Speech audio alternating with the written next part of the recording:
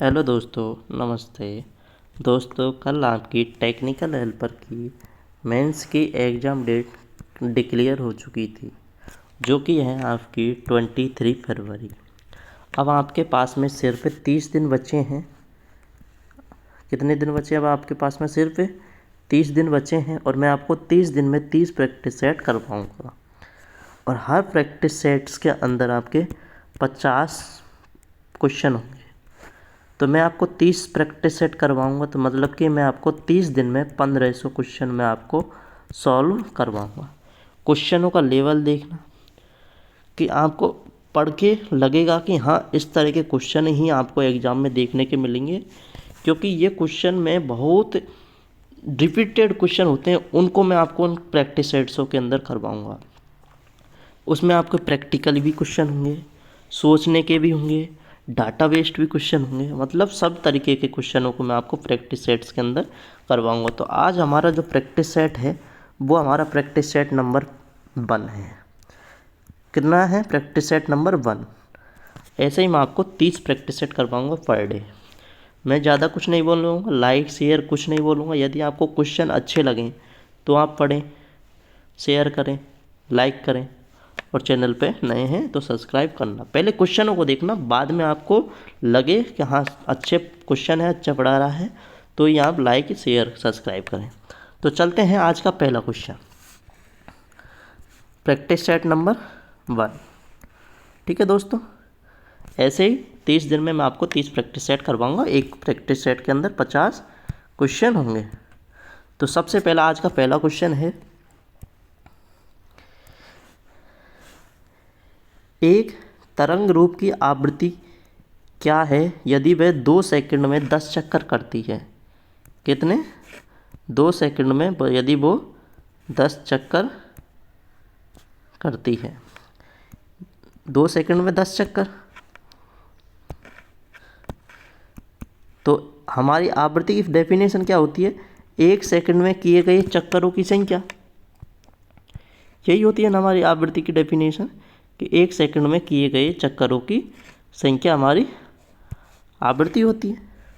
तो 2 सेकंड में जब 10 चक्कर कर रहा है तो 1 सेकंड में कितना करेगा? 5। तो इस क्वेश्चन का जो हमारा राइट आंसर होगा वो कौन सा होगा? ए 5 हर्ट्ज। तो आवृत्ति कितनी हो जाएगी हमारी? 5 हर्ट्ज। नेक्स्ट क्वेश्चन, यदि आप किसी एसी सर्किट में किसी प्रतिरोधक पर वोल्टेज मापते हैं और पाते हैं कि यह एक निश्चित समय पर 10 वोल्ट है, तो यह मान क्या दर्शाता है? जैसे कि आप किसी प्रतिरोध के एक्रॉस कभी किसी भी क्षण आपने वोल्टेज मापा और इसका वोल्टेज दिखाया 10, तो ये 10 वोल्टेज जो दिखाया है ये उसकी कौन सी वैल्यू है? आरएमएस वैल्यू है, एवरेज वैल्यू है, पीक वैल्यू है, या तात्कालिक वोल्टेज है? तो जो ये आपको 10 वोल्टेज दिखाता है किसी भी समय, इसमें क्या दे रखा है? निश्चित समय पर 10 वोल्टेज दर्शाता है। तो ये क्या दर्शाता है? तो ये दिखाएगा आपको तात्कालिक वोल्टेज। नेक्स्ट क्वेश्चन, विद्युत आग से निपटने के लिए किस प्रकार के अग्निशामक यंत्र का उपयोग किया जाता है? तो विद्युत आग से निपटने के लिए हम सी क्लास का यूज करते हैं। ठीक है दोस्तों। नेक्स्ट क्वेश्चन, सिंक्रोनस मोटर को प्रारंभ में इंडक्शन मोटर के रूप में चालू करना क्यों आवश्यक है? दोस्तों, हमको पता है सिंक्रोनस मोटर जिसमें NS बराबर NR होता है, मतलब सिंक्रोनस स्पीड और रोटर स्पीड दोनों इक्वल होती हैं। अब इस सिंक्रोनस मोटर को इंडक्शन मोटर के रूप में क्यों चलाते हैं? दोस्तों, ऐसा तो कुछ हद नहीं कि हम मोटर को स्टार्ट करेंगे और वो डायरेक्ट ही सिंक्रोनस स्पीड से स्टार्ट हो जाएगी। वो पहले इंडक्शन होगी, धीरे धीरे बढ़ के एक टाइम ऐसा आएगा कि वो हमारी सिंक्रोनस स्पीड को पकड़ लेगी। जितना हमारी सिंक्रोनस स्टेटर फील्ड की स्पीड होगी उतनी ही हमारी रोटर की स्पीड होगी। तो इस क्वेश्चन का हमारा जो राइट आंसर होगा वो होगा हमारा समकालीन गति प्राप्त करने के लिए। नेक्स्ट क्वेश्चन, प्रेरण मोटर पर नो लोड परीक्षण का प्राथमिक उद्देश्य क्या है? जो नो लोड होता है, नो लोड क्यों करते हैं? नो लोड करते हैं हम कोर लॉसेस को ज्ञात करने की, कोर लॉस को फाइंड करने के लिए और नो लोड करंट को ज्ञात करने के लिए। तो इस क्वेश्चन का राइट आंसर होगा कोर लॉस और नो लोड करंट का मूल्यांकन करने के लिए। नेक्स्ट क्वेश्चन, अर्धचालक, सेमीकंडक्टर का मतलब होता है अर्धचालक प्रौद्योगिकी में डोपिंग क्रिया का मुख्य उद्देश्य क्या होता है? दोस्तों इस क्वेश्चन में आपको कन्फ्यूजन हो सकता है। इस क्वेश्चन में आपको कन्फ्यूजन क्या होगा कि जो डोपिंग करते हैं उसका मुख्य उद्देश्य क्या होता है? यांत्रिक, मतलब पहला क्वेश्चन है अशुद्धियों का परिचय देना और अर्धचालकों के विद्युत गुणों को संशोधित करना। दूसरा ऑप्शन यांत्रिक शक्ति को बढ़ाना, ये कोई डोपिंग का अर्थ नहीं होता। पदार्थ का रंग निखारना, ये भी कोई डोपिंग का मतलब नहीं होता। ताप की चालकता में सुधार करना। अब कई स्टूडेंट इस क्वेश्चन का ऑप्शन सही मानेंगे, परंतु ये ऑप्शन इस क्वेश्चन का राइट आंसर नहीं है, क्योंकि सेमीकंडक्टर में चालकता होती कम है, तो चालकता में सुधार कैसे करेगा? क्योंकि डोपिंग ही इसलिए मिलाते हैं कि उसकी चालकता बढ़े, और सेमीकंडक्टर नहीं तो चालक होते हैं और नहीं को चालक होते हैं, तभी तो उन्हें अर्धचालक बोलते हैं। तो इसका आंसर होगा अशुद्धियों का परिचय देना और अर्धचालक की विद्युत गुणों को संशोधित करना इस क्वेश्चन का राइट आंसर होगा। Next question number 7, battery charger का उपयोग करते समय सुरक्षा बरतनी चाहिए। क्या सुरक्षा हमको बरतनी चाहिए? तो बैटरी को जब भी हम चार्ज करते हैं तो हमें एक सुरक्षा जो सबसे ज़्यादा बरतनी चाहिए वो है हमें बैटरी को अच्छे हवादार क्षेत्र में चार्ज करना चाहिए। नेक्स्ट क्वेश्चन नंबर 8,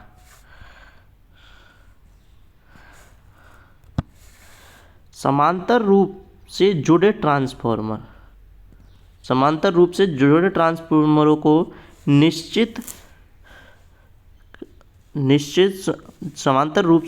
ट्रांसफार्मरों को उचित संचालन सुनिश्चित करने के लिए महत्वपूर्ण विचार क्या है? मतलब जो कंडीशन है ट्रांसफार्मर की समांतर ऑपरेशन की, उसकी कौन कौन सी कंडीशन है? तो ये आपको 4 ऑप्शंस दे रखे हैं, इनमें से आपको राइट कंडीशन छांटनी है। ऑप्शन पहला है वोल्टेज अनुपात समान हो। दूसरा है अलग अलग रेटिंग होनी चाहिए, विपरीत ध्रुवता होनी चाहिए, अलग अलग प्राथमिक और द्वितीयक वोल्टेज होनी चाहिए। तो इस क्वेश्चन का राइट आंसर होगा ऑप्शन नंबर ए, क्योंकि जो हमारा समांतर ऑपरेशन होता है उसके लिए हमारा वोल्टेज समान होनी चाहिए,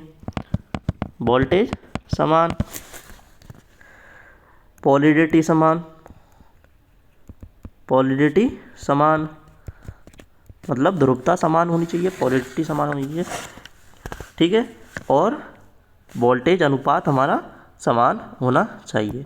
तो इस क्वेश्चन का जो राइट आंसर होगा वो होगा ऑप्शन नंबर ए, इस क्वेश्चन का राइट आंसर होगा। Next question, star delta motor को प्रारंभिक अवस्था के दौरान किस कनेक्शन का उपयोग किया जाता है?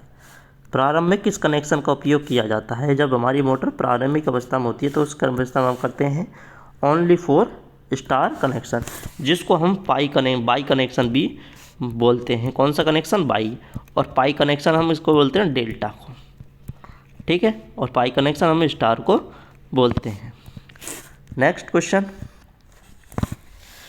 एसी सर्किट में आरएमएस और पीक मान के बीच का संबंध होता है। दोस्तों आपने पढ़ा होगा पीक फैक्टर बराबर बी मैक्सिमम बटे बी आरएमएस, पढ़ा है ना? तो ये आपको ये पूछ रहा है कि बी मैक्सिमम और बी आरएमएस में क्या संबंध होता है, तो वो होता है हमारा पीक फैक्टर, और पीक फैक्टर की वैल्यू होती है हमारी √2। तो इस क्वेश्चन का राइट आंसर होगा option number C. Next question, किसी विद्युत प्रणाली में ट्रांसमिशन नेटवर्क का प्राथमिक उद्देश्य क्या है? ट्रांसमिशन नेटवर्क का जो प्राथमिक उद्देश्य है वो क्या है? तो इसका राइट आंसर होगा ऑप्शन नंबर बी, लंबी दूरी तक विद्युत शक्ति संचरित करना। कई स्टूडेंट्स इसमें ए ऑप्शन भरेंगे, परंतु ये ऑप्शन गलत है, क्योंकि इसमें पूछ रहा है ट्रांसमिशन लाइन का प्राथमिक कार्य। तो ट्रांसमिशन लाइन का प्राथमिक कार्य होता है सप्लाई को एक स्थान से दूसरे स्थान पर पहुंचाना, और पहला ऑप्शन बोल रहा है यदि आपको अंतिम उपभोक्ता को विद्युत शक्ति वितरित करना, ये होता है डिस्ट्रीब्यूशन लाइन का कार्य। ठीक है दोस्तों, तो इस क्वेश्चन का राइट आंसर होगा option number B. Next question, question number 12। Synchronous motor के संचालन के दौरान सप्लाई वोल्टेज और आवृत्ति के बीच संतुलन बनाए रखना क्यों महत्वपूर्ण है? तो इस क्वेश्चन का राइट आंसर होगा समकालीन गति बनाए रखने के लिए। नेक्स्ट क्वेश्चन, जब आवेशित विद्युत चालक को चुंबक के पास रखा जाता है तो उस पर कौन सा प्रभाव दिखाई देता है? यदि किसी चालक को हम चुंबक के पास रखेंगे तो या तो फिर उसमें आकर्षण होगा और या फिर उसमें प्रतिकर्षण होगा। तो कौन सा प्रभाव दिखेगा आपको? आकर्षण या प्रतिकर्षण, दोनों प्रभाव हमको दिखेंगे। तो option number A is right answer. Next question, यदि आपको घरेलू उपकरण का तार क्षतिग्रस्त हो गया है तो आपको क्या करना चाहिए? कोई घरेलू उपकरण का तार क्षतिग्रस्त हो गया तो उसको आपको क्या करना चाहिए? उपकरण का उपयोग जारी रखना चाहिए, आग बुझाने के लिए पानी डालना चाहिए, अस्थायी रूप से टैप लगाना चाहिए, बिजली के खतरों से बचने के लिए उसे तुरंत बदलना चाहिए। तो इस क्वेश्चन का राइट आंसर होगा ऑप्शन नंबर डी, उसे तुरंत बदलना चाहिए। नेक्स्ट क्वेश्चन, ऑडियो सिस्टम संचरण उपकरणों में विभिन्न चरणों के बीच सिग्नल प्रदान के लिए किस ट्रांसफार्मर का उपयोग किया जाता है? किसमें? ऑडियो सिस्टम में। तो किसका करेंगे? ऑडियो ट्रांसफार्मर का। ऑडियो सिस्टम में सिग्नल मिलान के लिए ऑडियो ट्रांसफार्मर का यूज करते हैं। Next question, question number 16। Voltage stabiliser निरंतर आउटपुट को कैसे बनाए रखता है? जो हमारा वोल्टेज स्टेबलाइजर होता है वो निरंतर आउटपुट को कैसे बनाए रखता है? तो जो अब स्टेबलाइजर होता है वो इनपुट वोल्टेज होता है उसको समायोजित करके आउटपुट को निरंतर बनाए रखता है। तो इस क्वेश्चन का राइट आंसर होगा ऑप्शन नंबर सी।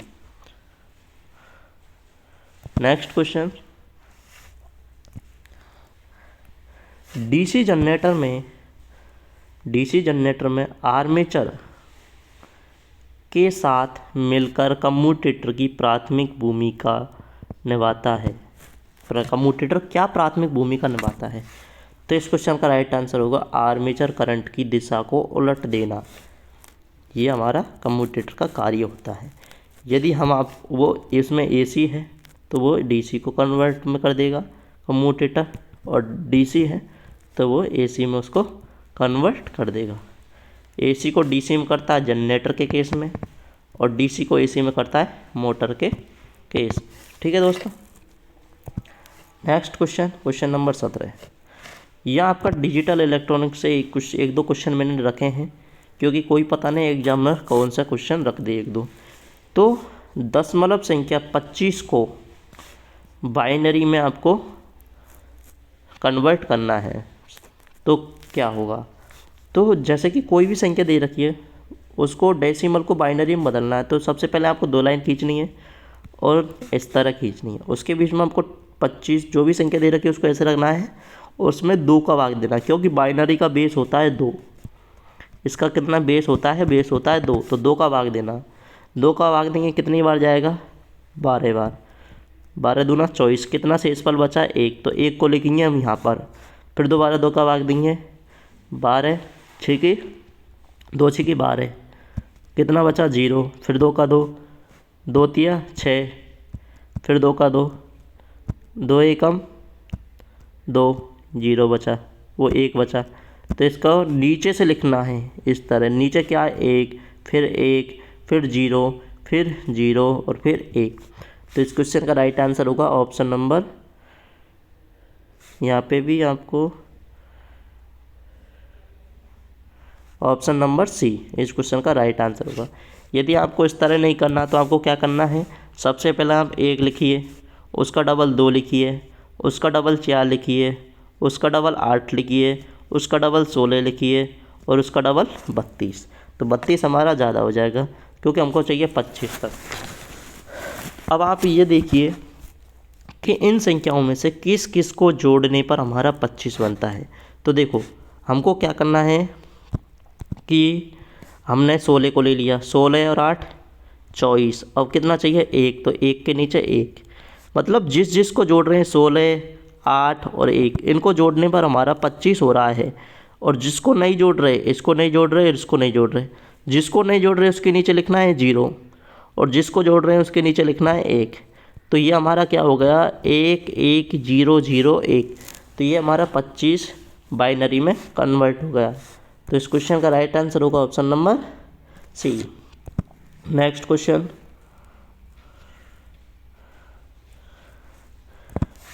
इंसुलेशन प्रतिरोध परीक्षण के समय प्रतिरोध को मापने की इकाई है। प्रतिरोध मापने की इकाई क्या है? इसने डायरेक्ट नहीं पूछा है कि प्रतिरोध की इकाई क्या है, तो ये घुमा फिरा के पूछा है। तो प्रतिरोध की इकाई क्या है हमारी, ओम। नेक्स्ट क्वेश्चन,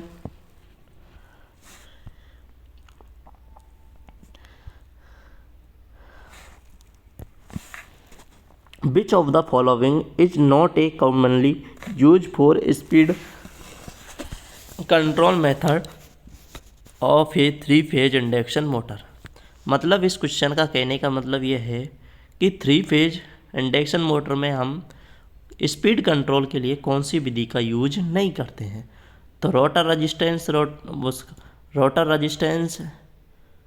कंट्रोल का करते हैं, फ्रीक्वेंसी कंट्रोल का करते हैं स्पीड कंट्रोल में, स्टेटर वोल्टेज कंट्रोल का करते हैं स्पीड कंट्रोल में करते हैं, परंतु हम किसका नहीं करते, वो नहीं करते हम फ्लक्स कंट्रोल का।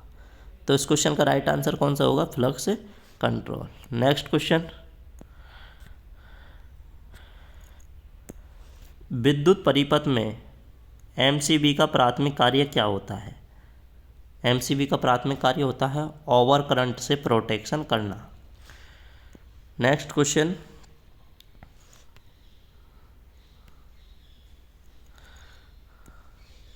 बेसिक कॉन्टैक्टर में कॉइल की भूमिका क्या होती है। जो बेसिक कॉन्टैक्टर होता है उसमें कॉइल की भूमिका हमारी क्या होती है। तो कॉइल की भूमिका होती है संपर्कों को खोलना और बंद करना। जो कॉन्टैक्टर के वो होते हैं कॉन्टैक्टर के संपर्क मतलब टर्मिनल, उनको खोलना और बंद करना। नेक्स्ट क्वेश्चन नंबर 23, विद्युत मोटर या जनरेटर में ब्रश का मुख्य उद्देश्य क्या है। किसका, ब्रश का मुख्य उद्देश्य क्या है। तो इसका राइट आंसर होगा option number D, commutator slip ring से निरंतर विद्युत संपर्क बनाए रखना। नेक्स्ट क्वेश्चन,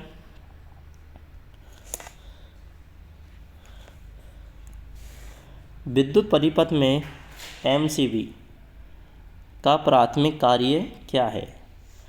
तो एमसीबी का प्राथमिक कार्य होता है करंट संरक्षण प्राथमिक कार्य होता है। नेक्स्ट क्वेश्चन,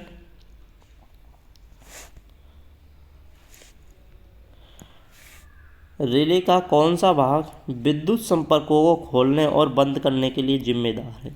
अभी मैं बताया था कि कॉइल हमारा संपर्क को खोलती है और बंद करती है।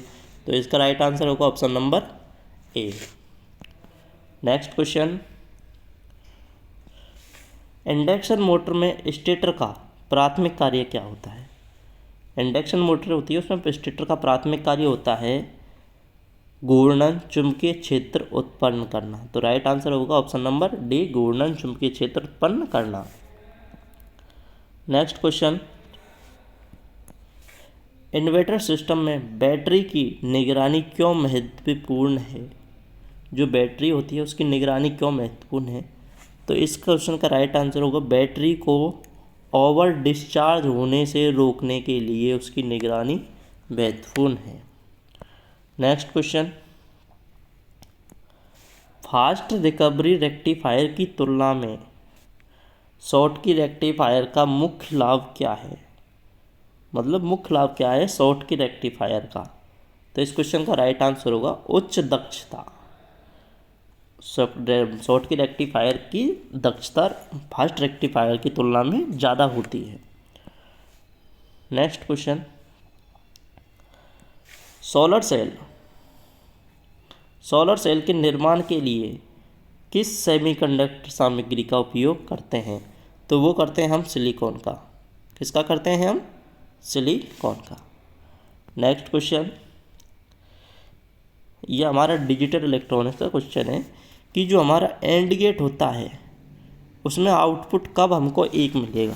तो आपको एंड गेट की ट्रुथ टेबल आपको पता होगी। जैसे मैं आपको बताता हूँ कि एंड गेट का सिंबल क्या होता है। देखो ये एंड गेट का हमारा सिंबल होता है, यदि ए बी और यहाँ पे बाई होता है, जो हमारा इन दोनों संख्याओं को गुणा करके मिलता है ए डॉट बी। अब देखो दोस्तों, इसमें हमको 1 कब मिलेगा और 0 कब मिलेगी? इसमें 4 कंडीशन बनती हैं। एक तो होता है ए की वैल्यू, बी की वैल्यू और वाई की वैल्यू। जब हमारी 0 0 0 1 1 0 1 1, यदि किसी भी ए और बी में से कोई भी एक यदि 0 है तो हमारा आउटपुट 0 होगा। तो इसमें तीनों में देखो, इसमें भी 0, एक में, इसमें दोनों में 0 है तो आउटपुट हमारा 0। इसमें ए में 0 है, पाई में बी में 1 है, तब भी आउटपुट हमारा 0 आएगा। एक में 1 है, बी में 0 है, तब भी हमारा आउटपुट 0 आएगा। और यदि एक में ए है, ए में 1 है और बी में 1 है, तब हमारा आउटपुट 1 आएगा। तो ए बराबर 1 होना चाहिए और बी बराबर 1 होना चाहिए। तो इस क्वेश्चन का राइट आंसर कौन सा होगा? ऑप्शन नंबर हमारा डी इस क्वेश्चन का राइट आंसर होगा। नेक्स्ट क्वेश्चन, 230 वितरण इंसुलेटर का उद्देश्य क्या होता है? अब इसमें पूछना क्या है? इसमें पूछा है कि इंसुलेटर का उद्देश्य क्या है। तो इंसुलेटर का उद्देश्य होता है करंट कम करना? नहीं। बिजली के झटकों को रोकना? हाँ, ये हमारा इंसुलेटर का कार्य होता है कि बिजली के झटकों को रोकना। Next question, half wave rectifier में रिपल फैक्टर क्या होता है? तो हाफ वेव रेक्टिफायर का हमारा रिपल फैक्टर होता है 1.21। ये हमारे डाटा बेस्ड क्वेश्चन है जो हमको रटने पड़ते हैं। नेक्स्ट क्वेश्चन, चेतावनी चिन्ह जो हमारा वार्निंग साइन होता है, जो वार्निंग साइन होता है, वार्निंग साइन, इसके अंदर हमारा क्या है? अंदर एक त्रिभुज सा बना होता है, त्रिभुज का साइन होता है वार्निंग, ठीक है ना। और इसका बॉर्डर ब्लैक रंग का होगा और जो इसके अंदर साइन होगा वो भी ब्लैक का होगा और जो इसका बैकग्राउंड होगा वो होगा पीला। तो पीला पृष्ठभूमि और काला बॉर्डर और साइन। तो इस क्वेश्चन का राइट आंसर होगा ऑप्शन नंबर ए, पीली पृष्ठभूमि, काला बॉर्डर व प्रतीक। नेक्स्ट क्वेश्चन, निम्न में से किस पदार्थ का विशिष्ट प्रतिरोध सबसे अधिक है? कि इनमें से कौन से पदार्थ का विशिष्ट प्रतिरोध सबसे अधिक होता है? गोल्ड का, सिल्वर का, लेड का, स्टील का। तो सबसे अधिक विशिष्ट प्रतिरोध होता है वो होता है हमारा स्टील का। Next question, class B insulation में कौन सा पदार्थ आता है? तो पेपर नहीं आता, पेपर आता है हमारा बाई में, सिल्क भी हमारा बाई में आती है, कॉटन भी हमारी बाई में आती है। तो इनमें से कोई सा भी पदार्थ नहीं आता, ये भी नहीं आता, पेपर भी नहीं आता, सिल्क भी नहीं आता, कॉटन भी नहीं आता। तो इस क्वेश्चन का राइट आंसर होगा option number D, none of these. अब आप पूछेंगे कि बी में क्या आता है, तो बी में आता है हमारा अब्रक, फाइबर और एस्बेस्टस। ठीक है ना, एस्बेस्टस ये हमारे क्लास बी के अंदर आते हैं। नेक्स्ट क्वेश्चन, IS 1293 2019 के अनुसार अनुमत वोल्टेज कितना है, कि हमारा जो वोल्टेज होता है वो कितना होता है, तो वो होता है हमारा 230 वोल्टेज, 230। नेक्स्ट क्वेश्चन, कैपेसिटर में प्लेट डिस्टेंस बढ़ाने पर कैपेसिटेंस क्या होगी, तो इसका फॉर्मूला होता है C बराबर EA/D। मतलब डिस्टेंस बढ़ेगी तो कैपेसिटेंस घटेगी, डिस्टेंस बढ़ा रहे हैं तो कैपेसिटेंस घट रही है, और डिस्टेंस को घटाएंगे तो कैपेसिटेंस हमारी बढ़ेगी। तो हमको क्या कर रहे हैं, डिस्टेंस बढ़ाने से, तो डिस्टेंस बढ़ाएंगे तो कैपेसिटेंस हमारी क्या होगी, कैपेसिटेंस हमारी घटेगी। तो इसका राइट आंसर होगा option number B. Next question, RC circuit में टाइम का सूत्र क्या होता है, टाइम कांस्टेंट होता है, उसका सूत्र क्या होता है कौन से RC सर्किट में, तो टाइम कांस्टेंट को टाउ से लिखते हैं, इसका फॉर्मूला होता है R/C, और RL परिपथ में पूछ लेता तो L/R हो जाता। ठीक है दोस्तों, तो इसका राइट आंसर होगा option number B, R/C। Next question, series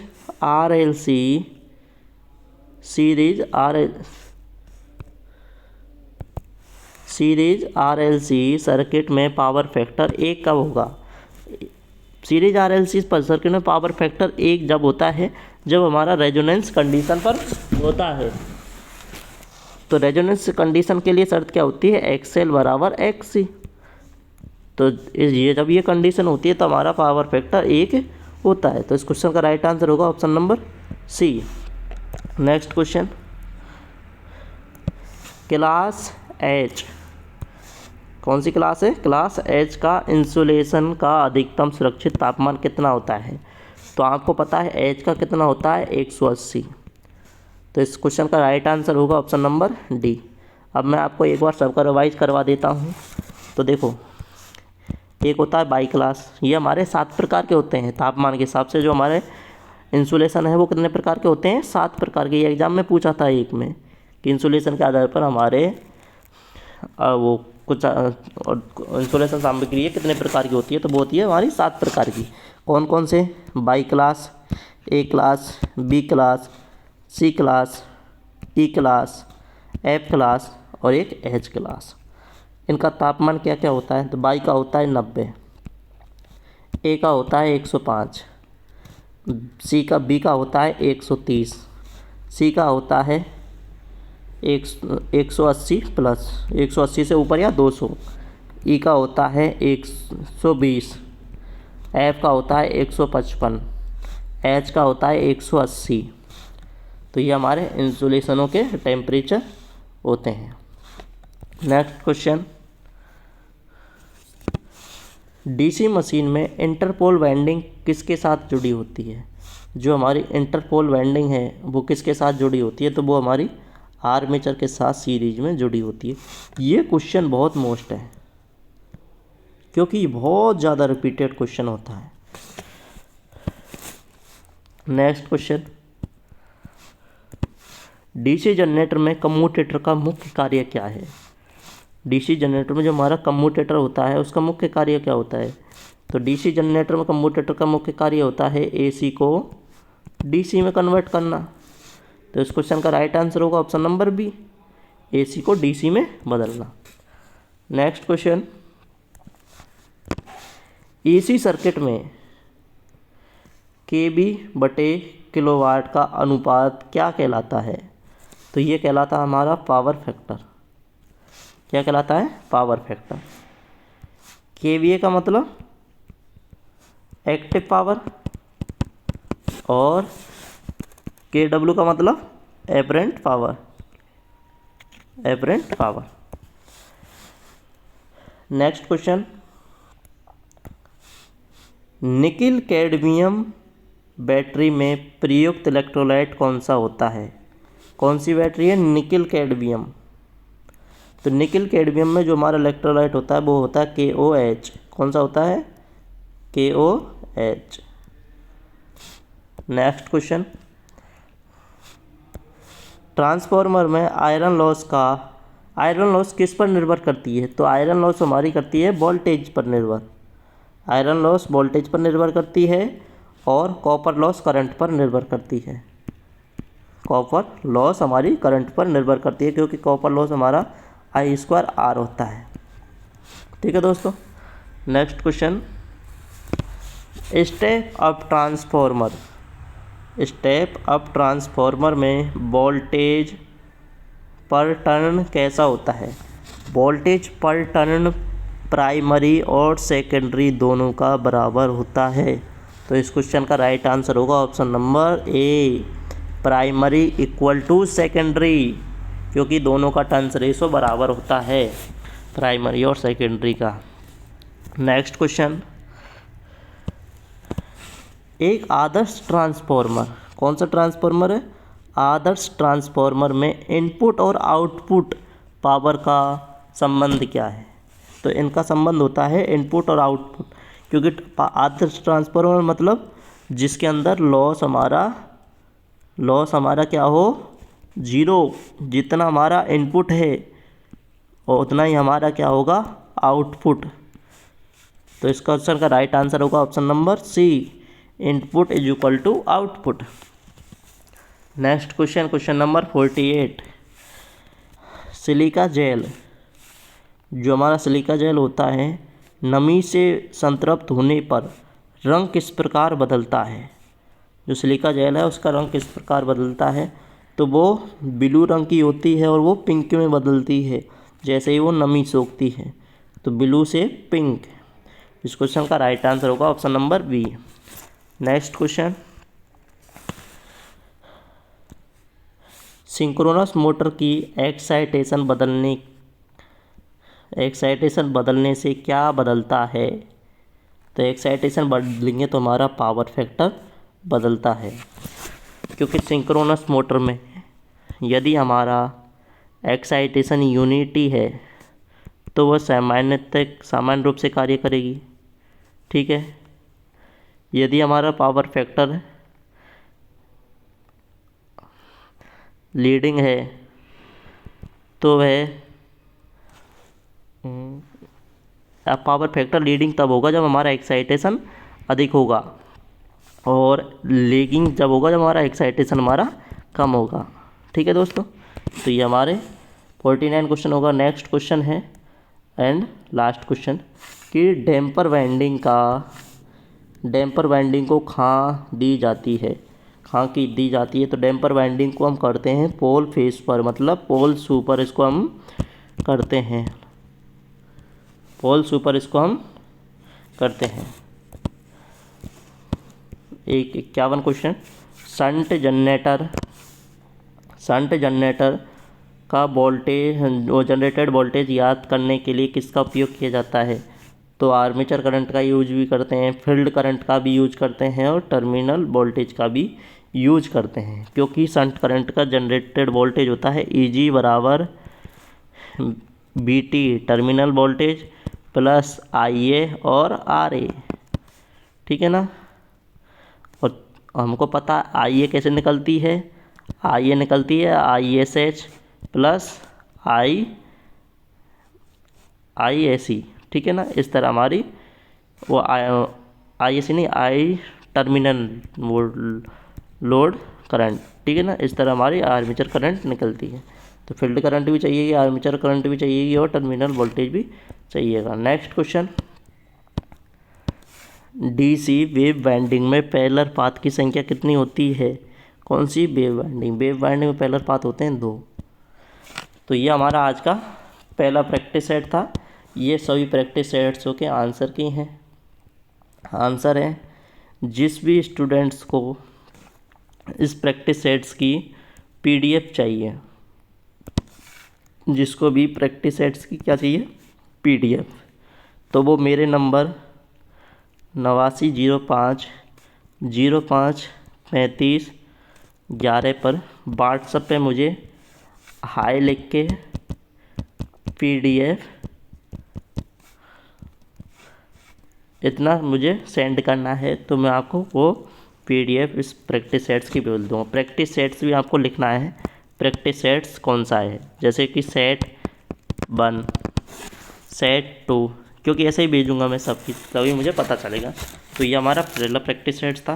क्वेश्चनों का लेवल कैसा था, यदि क्वेश्चन अच्छे हैं तो और आप चैनल पर नए हैं तो प्लीज़ चैनल को ज़रूर सब्सक्राइब कीजिए। अब आपको पता चल गया होगा कि क्वेश्चन बिल्कुल वैसे ही लेवल के हैं जिस तरह एग्जामिनर पूछता है। ठीक है, ऐसे ही क्वेश्चन आपको मेंस एग्जाम में मिलेंगे।